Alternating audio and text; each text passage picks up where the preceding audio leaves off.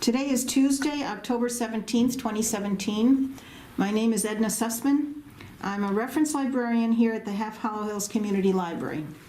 We're interviewing Robert Santo, a Vietnam Air Force veteran, as part of our Veterans Testimonial Project and in collaboration with the Library of Congress's Veterans History Project. Thank you so much, Bob, for your service and for participating in our project today. Thank you, Ed. Bob, where and when were you born? I was born in Glen Cove, New York, September 9th, 1944. And who were your parents and what were their occupations and names? My mom was a housewife. Her name was Ellen. Her maiden name was McGovern. She was born in County Cavan, Ireland, and came over here at the age of 16 in the wonderful year of 1929. Wow. Which didn't affect her at all because she always found something to do. Nice. She came with her family? No, she came all by herself. She had family here in the States, and as was the custom back then, when you came over and got yourself set up, other people came over and you helped them get settled. Where did she arrive? I mean, where did she live? In Ireland. Here, when she came here? She actually landed in Boston and lived with some friends in Connecticut, and for a time she lived in the shadow of the George Washington Bridge up in Washington Heights, where they were constructing it, and most of the people in the rooming house were workmen who were building the George Washington Bridge. No kidding. Yeah. That's interesting. Wow. She met my dad. His name was Charles, and he grew up in Glen Cove, and he was a factory worker all his life, and he worked at a business that no longer exists. He made carbon ribbon and typewriter ribbon, both of which are gone. Yeah.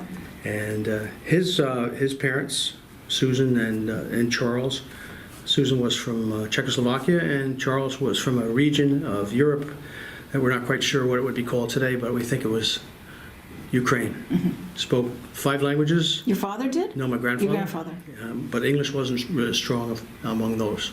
So he was also a laborer and a good man. And when did your folks meet? How did they meet? They met in Bayville, Long Island. My mom was a waitress at a restaurant down by the beach, and my dad was one of the local guys hanging around. And he pulled up in the car one night, and they made an acquaintance. And a couple of years after that, they married at St. Gertrude's in Bayville. Nice. Now, did you have any siblings? I did. I have 3 brothers and a sister. One brother's passed away, and I was kind of the middle kid. Were any of your siblings in the military also? My younger brother John was in the military. He was drafted and served his 2 years in Germany. Younger, so he went in after you got out? No, I think while I was in, he was drafted and went in. So that was during Vietnam? During Vietnam, yeah. But he didn't get sent there? No. Would they have done that? Have 2 brothers? Yeah. Yeah, sure. I think they would have done that. Yeah, I don't think there was any prohibition on that. No. So what were you doing before you entered the service? I was attending Long Island University post-college. Oh, post-college. And struggling my way through my 3rd year and not doing really well. And I never really liked going to school. And I knew that if I was going to flunk out that semester, I was going to get drafted. Oh. So I decided to go and take the plunge. I went to a recruiter in Hicksville and took the test and was sworn in at Fort Hamilton in May of 1966. So you picked the Army? I picked the Air Force. The Air Force. Why did you pick the Air Force? I think I was always, as a kid, I was always interested in airplanes. I made lots and lots of model airplanes, and that was kind of in the back of my mind to do anyway. So it kind of surfaced at that time, and I'm happy that I did that. Yeah. It was a good experience. So you didn't finish college at that point? Nope. No, I did not. What happened when you departed for training? What year was that when you... 1966. 66. Yeah. So what happened when you departed for training camp? Where did you go and what was the early training like? I think the first memory of that trip was the fact that I was getting on an airplane. I'd never flown on an airplane in my life. I was 22 years old. No kidding. But in 1966, that was not unusual. Right. Much of the journey I don't remember. I remember arriving at Lackland Air Force Base in Texas and getting off the bus and being harassed by the drill instructors, as everybody goes through that. Oh. And having, going through the whole process, having the clothing thrown at you and all this The stuff. what? Your clothing. Oh, your clothing? Yeah. Oh, you mean your new uniform? Your uniforms, Oh. It was all part of the effort to make a new you, to help you unlearn your civilian ways, and which we did. And basic training back then was only 6 weeks. They were trying to rush a lot of people through the pipeline. So it wasn't as horrible as some people say. For most of us, I mean, if you had a pretty good attitude, you got through it okay. Not a Really? problem. Yeah. Did they give you any specialized training, or did you request anything? After basic training, I was assigned to technical school for armament technician, weapons mechanics in Lowry Air Force Base in Denver, Colorado. That was a pretty extensive course in electronics, electricity, mechanics of handling munitions, handling weapons release systems, guns, bombs, rockets, all that kind of stuff on fighter bombers.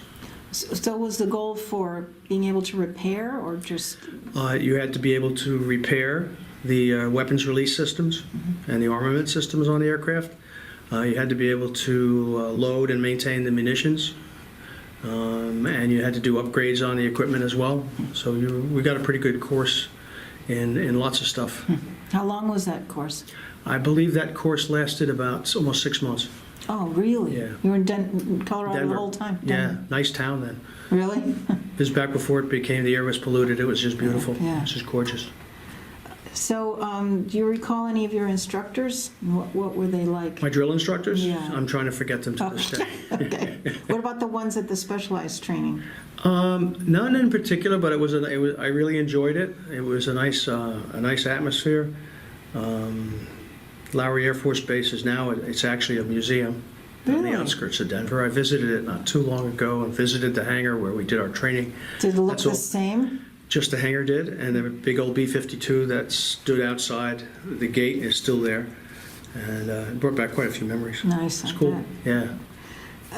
How was it adapting to military life? The physical regimen, the barracks, the food? I think I took to it pretty well. I was a pretty undisciplined guy, which explained my terrible academic record. And so I was kind of thirsty for that situation, and I found the order, discipline, responsibility, and commitment that you were taught to be pretty refreshing. I kind of took to it pretty well, I think. Now, after the 6 months in Denver, then what happened? I was sent to a fighter wing in North Carolina at Seymour Johnson Air Force Base. That's at Goldsboro, North Carolina. Okay. That was the 4th TAC Fighter Wing, and I worked for the 334th Tactical Fighter Squadron. I was... There, in North Carolina? Yeah, in North Carolina. It's a busy base to this day. The 4th Wing was a very famous wing in World War II. I worked in a weapons release shop. We took care of the release systems for the F-4 Phantoms that had been newly delivered there when me and the Phantoms got there about the same time, so it was kind of neat. Yeah. Wow. And I also I was in charge for a time at what they call the gun shop, which took care of the guns at night, cleaning off the barrels and all the mechanisms and repairing the guns and things like that belonged on that airplane. You had learned all that in Denver? Well, not the Gosh, new I ones. learned the basics in Denver, but I really learned the details on the job. On the job? Yeah. Huh. So how long were you there, did you say? I was there with a 6-month interruption, I was there until May of 1969. And then? Well, before that, Yeah. we had a 6-month deployment to the Republic of Korea Oh, in January of 1968. before you went to North Carolina? No, after North Carolina. Okay. I was permanently stationed with the 4th Wing. In 1968, January 23rd, the North Koreans captured a signals intelligence ship called the USS Pueblo in international waters. Oh, I remember that. They were as crazy then as they are now. The ship was barely armed. It had a 50 caliber machine gun that was kept under wraps. Nobody really knew how to fire it.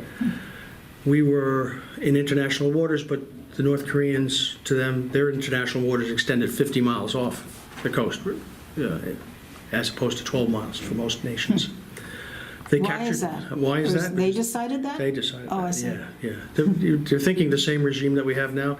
This was the grandfather. Yeah. Okay. His name was Kim Il-sung. He was actually dictator of North Korea for 48 years, from 1948 to 1996. But they captured the ship. There were 83 men aboard. They killed one during the capture. They took the ship and the prisoners to North Korea. They put them in a prisoner of war camp. They tortured them, starved them, beat them, got them to make crazy confessions and stuff like that. We were put on alert. As soon as that happened, within 72 hours of them taking the ship, we found ourselves physically in South Korea. They piled us into aircraft and flew us over, and then flew our planes over. We were very close to war at that time again. With Korea. Yeah, with North Korea. And Vietnam was going on. Actually, this took place a week before the North Vietnamese launched their Tet offensive. And I always thought in my mind that this was a collaboration between the two, between the North Vietnamese and the North Koreans. It was also a week after the North Koreans attacked the presidential palace in Seoul, Korea, trying to assassinate the South Korean president. So it was a lot going on. That's why I say they're as crazy then as they are now. Unbelievable. And don't put anything past them. Yeah. So we were there for 6 months, temporary duty, 6 months. Nothing much was accomplished.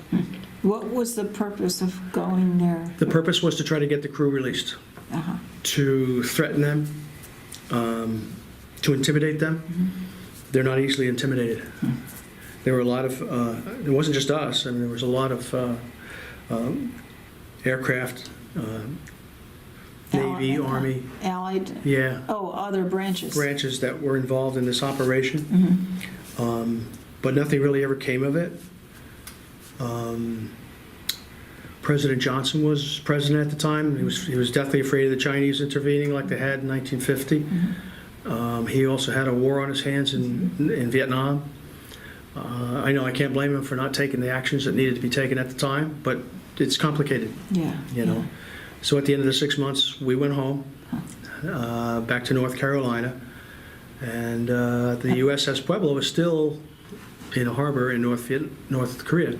And they to were this still day. in prison camp? They They were released finally. The 82 people were released and one body. While you were there? No. Ah. They were held captive for 11 months in Korea.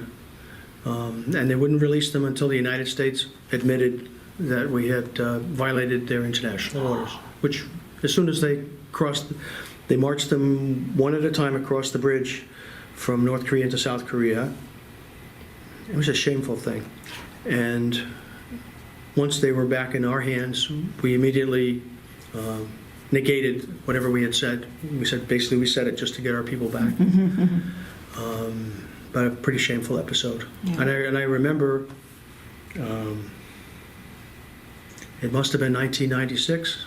I'm not sure what year it was, but at one point the North Koreans took that ship and towed it in international waters to the other side of North Korea, at which time we should have sunk it, but we didn't. Wow. But that was, that's the kind of thing that stays with you. Yeah, I bet. And you watch it on TV and everybody's going, what's that all about? I said, you had to be there Yeah. to understand what those men went through.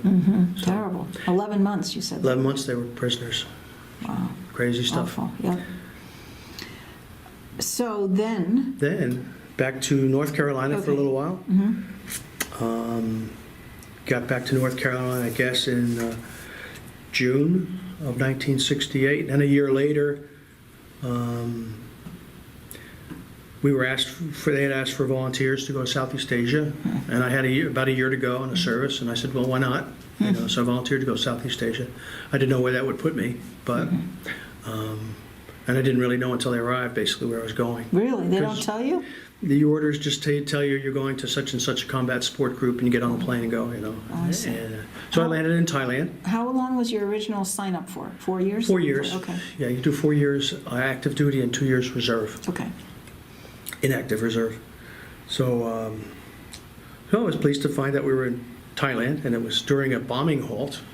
So this is perfect, right? I'm in Thailand. I'm a bomb loader, and there's a bombing halt. So what am I going to do for a year? But the bombing halt was about North Vietnam, not Laos. Ah.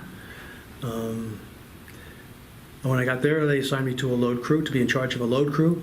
I told the sergeant, I said, you know, this must be some mistake because I've never loaded live munitions, and I'm not checked out on anything like that. You know, I worked in the shop. He said, don't matter. Your guys know what to do, and they did.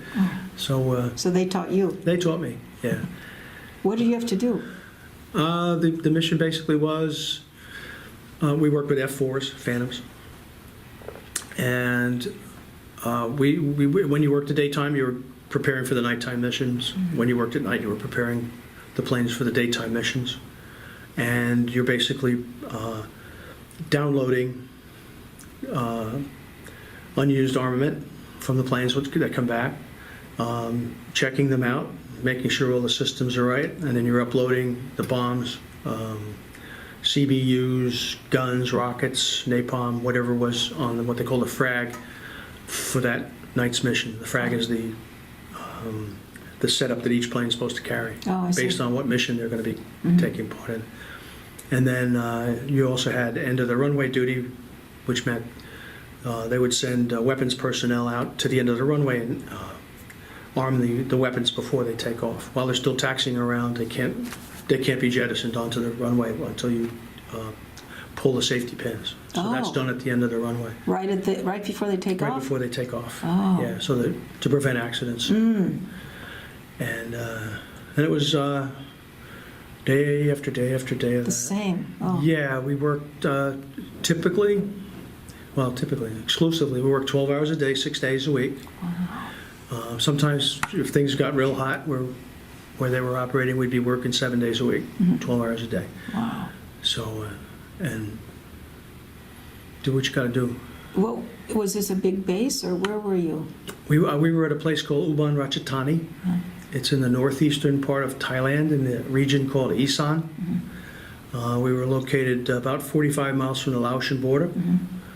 And I would say that 75% of I couldn't say this with authority because they didn't really they enlisted people pretty much anything on what was going on. But most of what we were doing was interdiction of North Vietnamese supplies, personnel, and equipment that were brought down the Ho Chi Minh Trail from North Vietnam. The rules of engagement in fighting against North Vietnam were really weird. You couldn't really hit them until they went into Laos, where they weren't supposed to be in the first place. Why?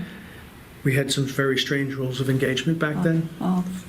For instance, one of our guys in a fighter plane could not attack MiGs on the ground at their airfields. Could not attack their airfields. Could not attack a MiG on the ground. Only when they came up to meet you, then you could attack them. Why not some preventive medicine, I mean, do it before. As I understand it, the strategy, if you want to call it back then, was gradual escalation. That by gradually increasing the pain on North Vietnam, that they would eventually come to the table. Well, while we were gradually doing the pain, millions of Vietnamese, Laotians, and Americans were dying because the war dragged on that long. It was ended by the Air Force dropping hundreds of thousands of tons of bombs on Hanoi and brought them to the table, not gradual escalation. So it was... Were you in then, during that time? Yeah, no, afterwards I got out in 1970, and peace talks didn't take place until 73. Yeah. We had Operation Linebacker, late 1972, pounded the heck out of them. They finally came to the peace table. Nixon was in the White House. He was in deep political trouble because of the Watergate. He had no friends in Congress. He was powerless. The American people are tired of the war. what they call peace with honor. I don't want to get on a soapbox here, but That's okay. when you sign a peace treaty and you require your ally to leave 145,000 of his enemy within your borders, you can only expect one result. And the result was that after we left, and we gave them a little time, the North Vietnamese rearmed and invaded South Vietnam once again, and did terrible things to the people there. So that's how the war ended. It's terrible. Yeah. It did not end while we were there. So,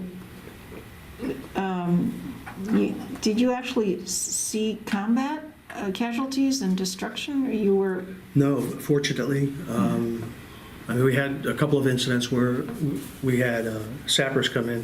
What is that? A sapper is an enemy whose job is to cross the wire, get inside the wire, and cause destruction to equipment, usually. We had a couple of instances where North Vietnamese people got in, but they were repelled by our guards, to Thai guards, and killed. So we're fortunate I didn't see combat. So, thank God. So most of the time then you were in Thailand when you were over there? Yeah, I was in Thailand the whole time, for a year, 1 year, from 1969 to 1970. So what kind of friendships did you form while you were over there? Oh, lots of great friendships. Like I mentioned to you earlier before we were talking, the guys on my crew, we were a crew of 4, a load crew of 4. I contacted all of them shortly after 9/11. I got on the internet and remembered where they lived, and sent letters to everybody by that last name in those towns. Really? Yeah, That's great. it's easy enough. And I got one call back from Jimmy Van Portfleet one afternoon, and we chatted and talked a few times, and he said, I always wanted to run the New York Marathon. I said, well, come on in, I'll show you around. He came in, ran the marathon, got that off of his bucket list. We went out and had some Thai food, Thai dinner, Nice. in Restaurant Row in New York City. Had a good time, and we keep in touch very frequently. You now. do? That's Yeah, wonderful. Yeah, if I just saw him a few weeks ago, he came in Great. he wanted to see Sagamore Hill. Took the tour of Sagamore Hill, and he went and did the Statue of Liberty, and then Very he likes to nice. wander and drive, and Where does he live now? he lives in Marnie, Michigan. Marnie, Michigan. Okay. Yeah, not too far from where he grew up. It's a very, very rural Oh, kind of very place. nice. So, yeah, he was kind of impressed by all New York thing? the New York stuff. Yeah. Yeah, Nice. yeah. So you stayed in touch with him? I mean, you got in touch with him again. Yeah, What- two other guys. Jay Walker, who lives in California. We've exchanged a couple of emails and stuff like that. Barry Waters, who was a fella who worked with us. After he was discharged, he went back to North Carolina, where I had been stationed. Did not like North Carolina one bit. Just wasn't for him. And he volunteered to go back to Thailand Kidding. and got a job as a gunner on an AC-130 attack ship. But he like re-enlisted? He still had time on his enlistment, so Ah. yeah. So he went back and got a whole bunch of medals and stuff like that. I spoke to him on the phone, and he had retired from the police department down in Tampa, Florida, and was doing lots of fishing and having a good time. And then a few months later, I got an email from a friend who said that Barry had passed, and she had gone onto his computer and saw who his contacts were, and sent me a little note that he had passed away. Oh, that was Yeah, nice. so there's only 3 of us left. Now, next year, I'm hoping that the 3 of us will get together out at the Air Force Museum in Dayton, Ohio. Oh, good idea. Yeah, it's supposed to be it's really a nice Nice. place. If you're in the Air Force, that's the place to go. Really? Yeah, Huh. 3 large hangars of all kinds of displays and stuff. Nice. It's a Yeah. museum. It's a museum, yep. It's called the Museum of the United States Air Force. Nice. So I'm looking forward to that. Yeah, that should be I think it's going to be good. How did you stay in touch with family and friends back home when you were over there? It was strictly mail then. There was no Yeah. internet or Yeah. email. I wrote, well, the big letter writer was my future wife, Madeline. Oh, you knew her before you went over there? Yeah, we'd met. I was home on leave, and my buddy John was selling insurance at that time. We all went through the insurance selling a lot part of our lives. And he was selling insurance to nurses at St. Vincent's Hospital. And he had sold a policy to my future wife's roommate. And John said to me, "So why don't we go in the city and I want you to meet this girl. She's really cute. And I owe her roommate a dinner because she bought a policy from me." I said, "Okay, I'm not doing anything, so let's go." So we went and we went out, and Madeline actually had to go to work that night at midnight. But she said, "Okay, I'll go out with you." And a week later, I called her up, and we started seeing each other. Nice. And then I said, let's not get serious because I'll be gone. I'm leaving in a week or two. You had to go back I had to abroad? go to Thailand. Yeah. Yeah, I was home on leave before I went to Thailand. Oh, I see. That's when I met her. So I get to, it takes about a couple of weeks to get to where you're stationed. And they gave me my P.O. box number, and I went over to the Consolidated Base Post Office. And there, that little screen was just filled with letters and cards from her. Oh. So I was doomed. Nice, nice. And That was so then nice. you finished your time in Thailand and then came back Came back. and got married right off, or? Pretty quick. It was one thing I had to do was finish college. Oh. Yeah. Oh, you did that? Oh, yeah. Oh, Oh, yeah, I couldn't leave that hanging. And by then, I was like a different guy. So Okay. that was just... where did you finish? I finished at post-college, and it was kind of unusual. There was a culture shock involved in my going back to college. Really? Because college was very different. How old were you then? I was 24. Older than everybody else? Yeah, and I looked like I dressed differently. My hair was short. I stood up straight. I wasn't doped up. And I remember the first thing I did when I got home was I bought civilian clothes and nice things, And I went to class, and everybody's sitting around in fatigues, Oh, God. and bandanas, and long hair, and Yeah. combat boots, And I never wanted to see another combat boot as long as I lived. Yeah. And one day, one of the kids said to me, he says, "They've made you for a narc."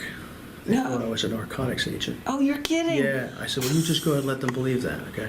That's fine." Yeah, it was just, Oh, my gosh. it was a culture shock. Sure. Yeah, it was really different. I came back to a different world. Yeah. Because I'd been away for 4 years. It wasn't just a year overseas, but I was in the military, working on base. I really wasn't, you're kind of separated a Yeah. little bit from... Isolated, yeah. Yeah, so that was a shock. How long were you in college then? Another year? Just 1 more year. And what Finished were you up. studying? Psychology. Uh-huh. Is Yeah. that what you started out Yeah. from high school? Yeah, yeah. What the goal is what?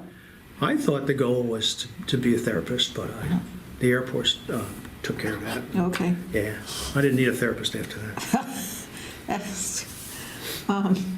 Well, so when you graduated, you had your bachelor's, I did. and Yeah. then what?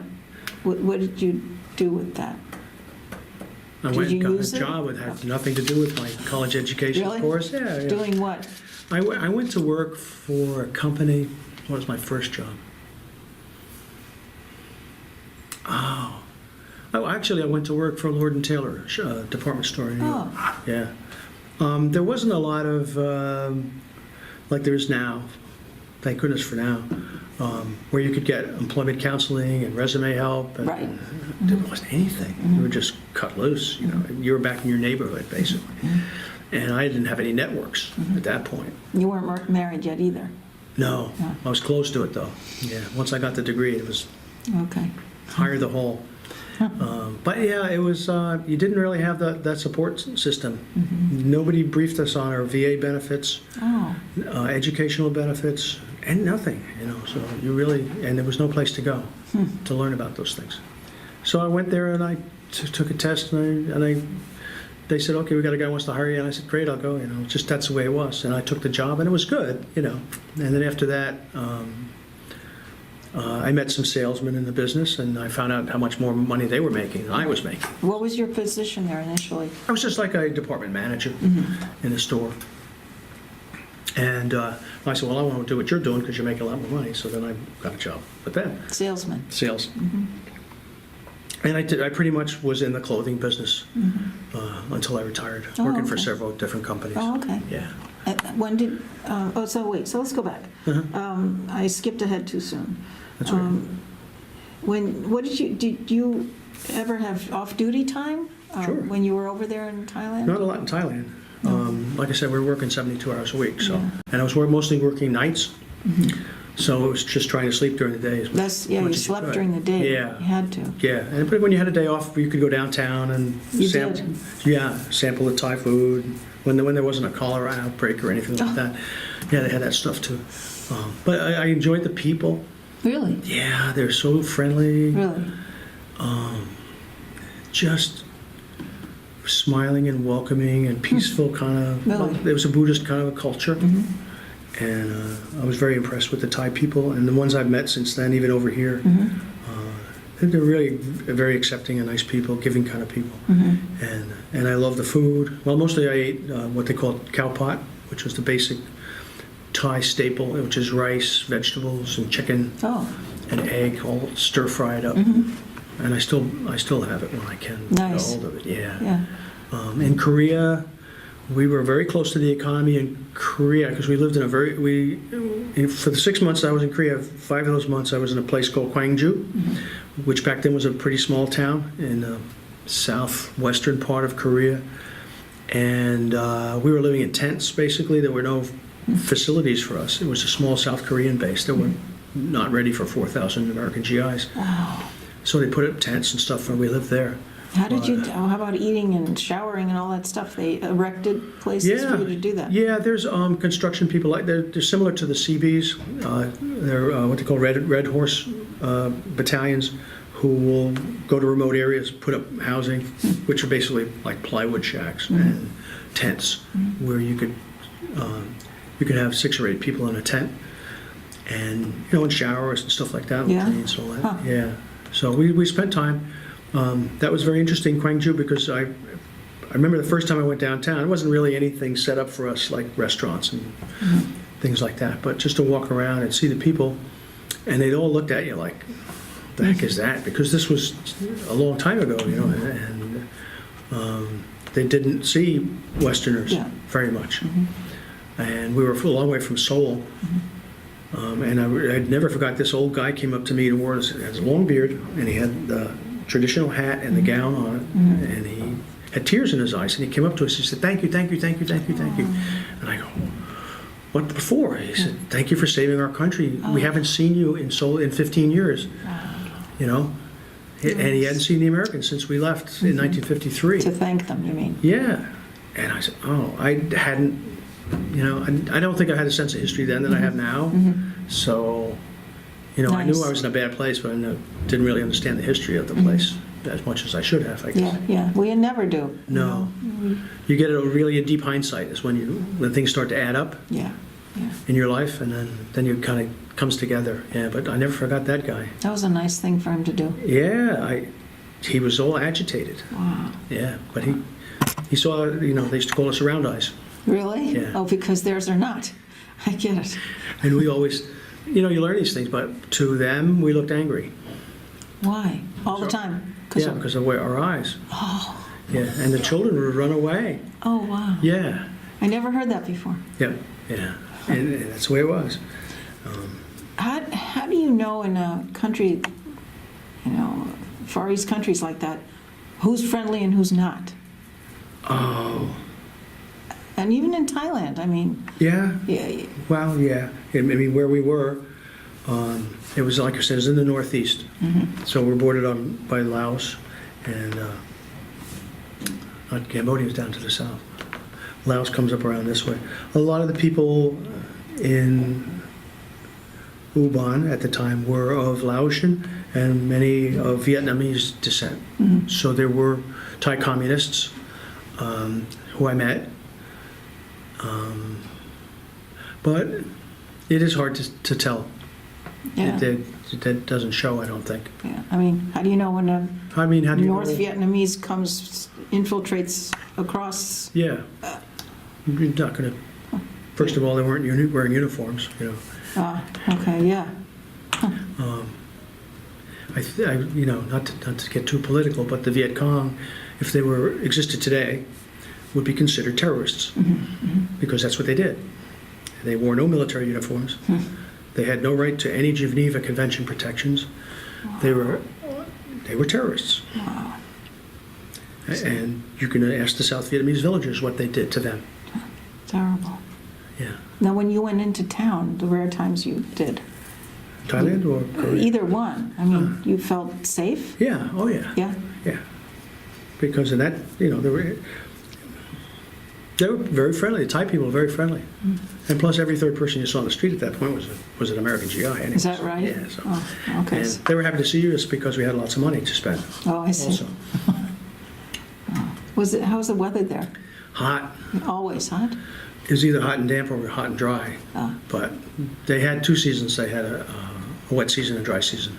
That's the way it is in the tropics. It's either raining or it's dry. But it's always hot. Yeah, monsoon hot or dry season hot. Oh. It was always in the 90s at least. Oh, good. And it rained sideways like this. Oh, wow. Yeah, it was crazy. When you, not the time you were in the tents, but when you were on a base, I guess? We were in Well, barracks. In barracks. Thailand, we were in barracks. Yeah. So what was that like? Well, initially we were in what they call hooches. A hooch is kind of low-lying, small building Oh.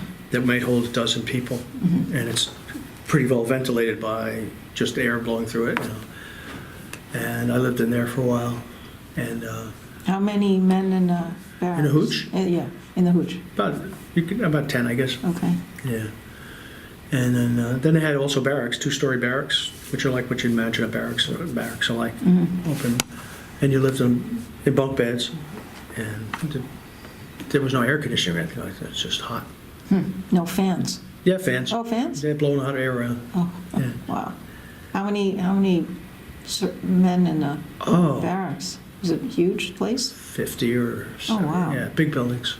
And another building was for food, I guess? Yeah, you have a chow hall. The base commander was Thai. This is a Thai base. It was not our base. Oh, right. It was a Royal Thai Air Force base. But as is often in places, he owned a lot of the businesses on the base, the base commander. So he owned the restaurant. Oh, That's where I ate, was at the restaurant. Okay. That's where I learned to like cow pot. nice. You probably had good food. Oh yeah, I still like it. It was very fresh. Yeah. A very fresh stir fried meat. They use a lot of vegetables and just Wow. getting hungry. Nice. Yeah. So, when you returned home at the end of your tour, and your service was done? Yep. Okay. That was it. That was 70, you said? Yeah, 1970. 70? Yeah. And how were you received by your family and community Well, at that family time? very warmly received.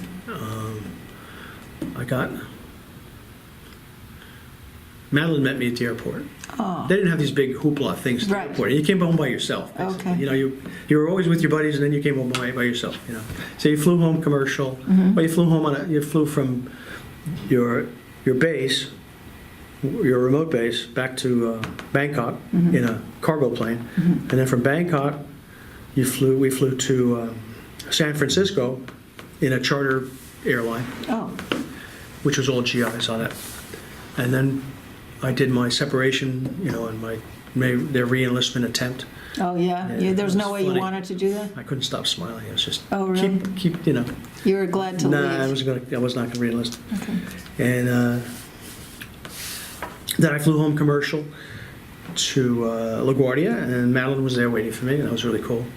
And I had called ahead and rented a car. I don't remember how I did that. I didn't have a credit card. Who had credit cards? Honesty. But I managed to do that.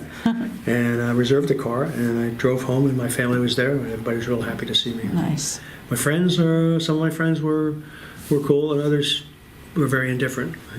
Yeah, I always say that the indifference hurt more than hostility. I bet. Because with hostility, I could get in a fight with you and slug it out. But what do you do indifference? It's just like, Yeah. Wow. where you been? Who cares? So, Oh. but I did so many things, and I was away for a long time, and I've been all over the world, and blah, blah, blah. No, there was just no interest. Wow. Everybody was tired of hearing about it. And the country was, I don't have to tell you. No, I was around. Yeah, you It lived was a that. mess. Yeah, it was a mess. So you did adjusting to civilian life. How was that? It was a challenge, I think, but I was used to challenges at that point, Um, you know, I mean, you're a kid right out of tech school and you don't know anything, and the sergeant says, get over there and work on that $2.5 million airplane, and okay, climb up the ladder and go to work on it, you know? So you learn that you can do anything. There isn't anything you can't do if you work hard. And that was something I didn't know before I went in. But when you get challenged a lot and you succeed, you can deal with reintegrating into civilian life and stuff like that. It was okay. So you had thought when you got back you'd go back to school? Was that was your plan? Yeah, I had to get that done. I had 3 years in. And they took that? They accepted that as towards your degree? No, they didn't accept any of my military toward it. No, I mean the 3 years of college that you had before. Yeah. That would. Yeah, because I went back to the same college. Oh, okay. They were okay with that. You didn't lose it. No. So you said you've remained in contact with some of the fellow veterans in the past. Yeah. What about veterans organizations? Where do you belong? I was never, nobody ever asked me to join Oh, until about the year 2000, I guess it was. really? Yeah, I got a little note in the mail from Dear Mr. Santo, you know, and that like World War II kind of handwriting. Oh, Have yeah. you seen that? It's kind of different, you know. Okay. It's kind of just Good script. good script, you know, Yeah. but shaky. Oh, yeah. We would certainly like you to belong to our post. Can you come down and see us? And I said, it's really nice. You know, it was like a happy birthday to me. You know, Yeah. oh, that's interesting. Somebody knows I exist. So I went there, and there was just 6 or 7 to the first meeting. There were only 6 or 7, 6. Was this the American Legion? Yeah. Uh-huh. And I said, well, this is interesting. You know, I went home to see my wife, and after that, she said, how'd it go? I said, well, we said the Pledge of Allegiance, which I hadn't done in a long time. Saluted the flag. That was a nice feeling again. And I spent the evening with my dad's friends. It's what it seemed like, you know. So I went back. I said, well, this is okay. My life had slowed down a little bit. The kids had grown up. The dog had died, you know, that kind of thing. Yeah. And I had some time in my hands. And then a few more of us got together and decided maybe we should make this post grow again. You know. It was dying. And so the last 10, 15 years we've been working at that, and it's a successful post. You guys do a lot. Yeah. You do a lot. And It's wonderful. It's our thing now. Very nice. Yeah. Are you able to get young people to join? Yes, Oh, that's great. but not enough of them, Yeah. and they don't stick around. Ah, And we're searching for a way to make that happen. But we don't keep, you never stop trying. right. Was your dad in the military? No, he was too old Oh. at that point, and a bunch of kids already. When They when had Pearl had Harbor- children already? Yeah, Okay. yeah, he had a bunch of kids already. How many kids did you have? Altogether 5. 5, Yeah, he nice. had 5 of us. So how do you think your wartime experiences affected your life? It gave me a perspective that I wouldn't have otherwise. I kind of feel I find myself always filtering my experiences through that. That's got to be a habit. I don't even think about it anymore.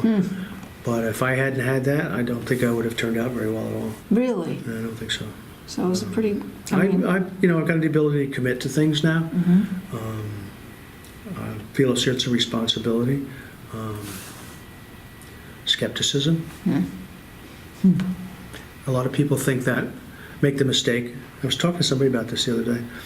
They seem to make the mistake that veterans are so respectful of authority, and that we're like robots, right? Yes, sir, yes, sir, yes, sir.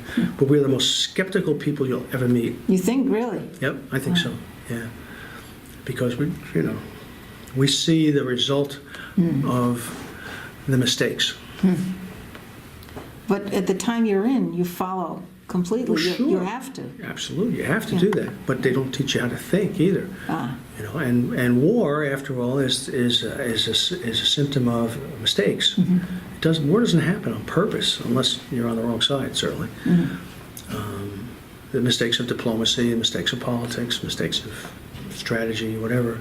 So we see the downside of that. You know, and we're affected by it. And our lives are affected by it more so than other people. Yeah. what are some life lessons you learned from the military? Well, I think the first, the first thing I learned was that you can do this. Whatever they ask you to do, you can do this. And I learned that over and over and over and over again. Why do you think that, I mean, how did you get that feeling? You hadn't been taught some of the things that they wanted you to do. So how did you feel you could do it? The NCOs, the non-commissioned officers, sergeants, anybody will tell you they basically run things on the ground. They make it happen. And we had good NCOs, great NCOs, and they had confidence in us. And they're the guys who taught us everything. And they're the guys who were right beside us. And they gave us the confidence to do this stuff. And so I took that with me. So that and a sense of responsibility for yourself and your job and your buddies, and getting a mission done and having a mission. And if, you know, I just try to apply that to whatever I'm doing. That's great. Yeah. It's a great attitude. How do you think your military service impacted your feelings about war and the military in general? I have very positive feelings about the military. I have very negative opinions about war. It's a terrible waste. I do think that, unfortunately, that we're hardwired for war. That if we let our guards down, we're going to be at war again, but hopefully just not as horrible as the last two big ones. I think there is always going to be this competition for land, power, and that there's going to be governments that are going to fail to prevent this, and that we have to be ready for it. It's certainly nothing that's glorious about it, that's for sure. No. What message would you like to leave for future generations who might hear this interview? I would like them to know that that they need to be skeptical. They should love their country, but they need to be skeptical of their government in a good way, not cynical. I'm saying that people are bad, but people are people and make mistakes. Sometimes your government will do the wrong things for the right reasons and the right things for the wrong reasons. And sometimes they're going to even do the right things for the right reasons, and things turn sour anyway because they're people and we make mistakes. So be involved, let them know what you think, study history, study our history, understand world cultures, that people are different than we are, don't see the things through the same lens that we do. Try to understand how much we have, because I've seen poverty, like... When you were over there? Yeah. But you know what? It's poverty, but they don't know they're poor. They were pretty happy? They're pretty happy. Really? Yeah. They live in the grass huts and on dirt floors, and they never stop smiling and having a great time and laughing with you. Wow. Put their arms around you. Really? Yeah. Not jealous of you. They know you got a lot of bucks, and I'd like to separate you from some of it. And I would remind them that when a serviceman or woman takes the oath of office, that they don't promise to obey. Well, they do promise to obey, but they don't take the oath to the president. They don't take the oath to the government. They don't take the oath to the flag. They take the oath to the Constitution. Period. So that's the only thing standing between us and 48 years of dictatorship that you might find in some other places around the world. So respect the Constitution. Yeah. That's good advice. Makes a big difference. Very good. Yeah. Yep. Is there anything you can remember that we haven't talked about, or anything you'd like to share that you remember we haven't talked about? Were you ever injured or hospitalized during your tour? I got a little hernia problem in Korea from loading ammo boxes. I had surgery in Thailand for that. You did? Oh my God. Yeah, but that's, no big deal. How long were you in the hospital for that? Too long. They didn't do things differently. About a month, I guess. It wasn't an American hospital? Oh, yeah, it was a military hospital. An American military? Yeah. Oh, okay. Oh, it wasn't a Thai? In Thailand, yeah. Oh, okay. And I don't know, there's just so much to see. If you get a chance to travel, get off the tour bus and walk around in the stalls. And Have you been back since to Thailand? Yeah. No. No. Thought about it a few times. Really? Yeah, it's not going to be the same. No, it wouldn't be. Not going to have the same feeling. And I talk to people who come from there, and I guess there's Burger Kings and Colonel Sanders is in those places where I used to see chickens hanging in the sunshine with the flies on them and all that, And you can't go back. You can't turn things back. But I remember I like to remember the people. I like the Korean people and the Thai people, and I think about them. It was an interesting experience, even though it was not perfectly safe, but it was. Yeah, pretty safe. Yeah, how safe are you in Manhattan or Brooklyn? I guess, the Bronx, you're right. on the Cross Bronx Expressway. Right. You think you're safe? You're right. Okay. Yeah. Thanks, Bob. Thank you for you. your service and for sharing all that. We really, really appreciate it. I really enjoyed it. Thank you very much. Thank you.